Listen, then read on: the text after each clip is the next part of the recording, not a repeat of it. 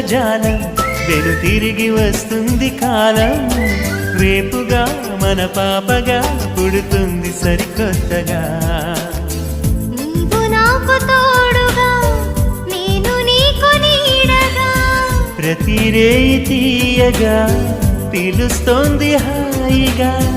ఇలా ఉండిపోతే చాలుగా నువ్వంటే నాకిష్టమని అన్నది నా ప్రతి శ్వాస